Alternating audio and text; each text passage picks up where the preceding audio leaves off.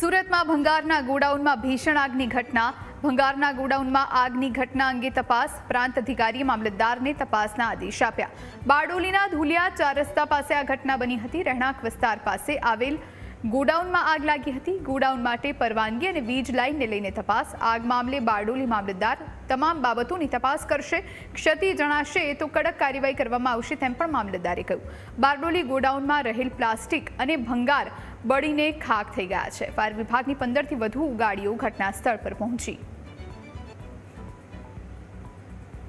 Fire ટીમે ખૂબ જ પ્રશંસનીય કામગીરી કરી અને આગ ઓલવી પણ લીધી હતી। 4 સાડા 4 ની આજુબાજુમાં પણ પાછી અહીંયા ઘણું મોટું ગોડાઉન છે, એના લીધે તણખાથી ફરીથી આગ સળગી। તેને કાબૂમાં લાવવા માટે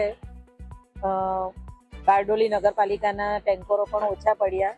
પછી સુરત એસએમસીમાં, નવસારી નગરપાલિકા, વ્યારા નગરપાલિકામાં જાણ કરી અને ત્યાંથી પણ ટેન્કરો આવ્યા અને હાલ પૂરતી આગ કાબૂમાં છે। હવે એને કુલિંગ પ્રક્રિયા ચાલુ છે આગની।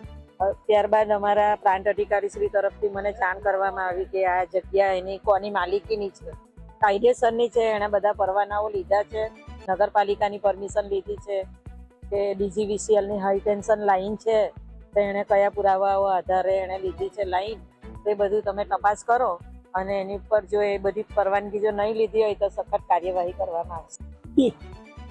ગઈકાલે રાત્રે જે આગ લાગેલી હતી એ 10 કલાક બાદ હાલ અત્યારે સંપૂર્ણ કાબૂમાં છે। પરિસ્થિતિ અત્યારે અમારા થોડા કંટ્રોલમાં છે, જેના બાદ અત્યારે હવે અમે કુલિંગ પ્રક્રિયા શરૂ કરી છે। હાલ જે આ પ્રોપર આ વેસ્ટ મટીરિયલ છે, જે વેસ્ટ મટીરિયલની અંદર તમામ જાતના સંસાધનો આવે છે, તેને લીધે પ્લાસ્ટિક છે, ઘણું બધું જે આગ લાગવાથી નરમ બની અને કઠણ સ્વરૂપે પછી પાણીના રૂપે થઈ જાય છે। પાણી મારીએ છીએ તો ત્યારે તો જેની અંદર પાણી મારવાથી જે નીચેની જે આગ છે એ ઓલવાતી નથી, જેના લીધે હવે અન્ય મશીનરીનો ઉપયોગ કરી અને હાલ આ કુલિંગ પ્રક્રિયા કરવા